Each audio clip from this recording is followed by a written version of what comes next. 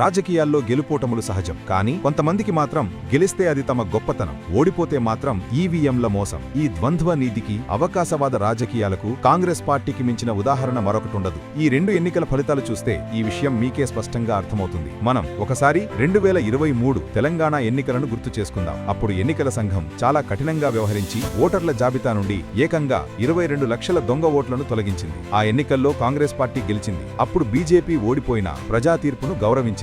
ఎక్కడా ఓట్లు దొంగిలించారు, మా ఓటమికి కుట్ర జరిగింది అని ఏడవలేదు. ఇప్పుడు 2025 బీహార్ ఎన్నికల విషయానికి వద్దాం. ఇక్కడ ఎన్నికల సంఘం మరింత పకడ్బందీగా పనిచేసి ఏకంగా 65 లక్షల దొంగ ఓట్లను ఏరిపారేసింది. ఫలితాల్లో ఎన్డీఏ కూటమి ఘన విజయం సాధించింది. ఇంకేముంది, ఓడిపోగానే కాంగ్రెస్ పార్టీ తన పాతపాటను అందుకుంది. ఓట్లు దొంగిలించారు, ఈవీఎంలు ట్యాంపర్ చేశారు అంటూ ప్రజా తీర్పును అవమానించడం మొదలుపెట్టింది. తెలంగాణలో దొంగ ఓట్లు తీసేస్తే వచ్చిన గెలుపు వీళ్లది. అదే బీహార్లో దొంగ ఓట్లు తీసేస్తే వచ్చిన ఓటమి మాత్రం మోసమా? ఎంత విచిత్రం కదా. అసలు బీహార్లో కాంగ్రెస్ ఆర్జేడీ కూటమి ఊడిపోవడానికి ఒకే ఒక్క కారణముంది. అది రాహుల్ గాంధీ. ఆయన ప్రచారం చేసే తీరు ప్రజలతో సంబంధం లేకుండా ఏదో విహారయాత్రకు వచ్చినట్టు ప్రసంగాలు ఇచ్చి వెళ్లిపోవడం వల్లే తేజస్వి యాదవ్ పడిన కష్టమంతా బూడిదలో పోసిన పన్నీరైంది. గెలిస్తే సంబరాలు, ఓడిపోతే సాకులు చెప్పే ఈ వైఖరిని చూశాక మీకు ఏమనిపిస్తోంది? ప్రజా తీర్పును గౌరవించలేని పార్టీకి రాజకీయాల్లో ఉండే అర్హత ఉందా? ఓటమిని హుందాగా అంగీకరించలేని నాయకులను మనం నమ్మగలమా? మీ అభిప్రాయాన్ని కామెంట్స్ లో చెప్పండి. ఈ వీడియోని అందరికీ షేర్ చేసి కాంగ్రెస్ ద్వంద్వ నీతిని తెలియచేయండి.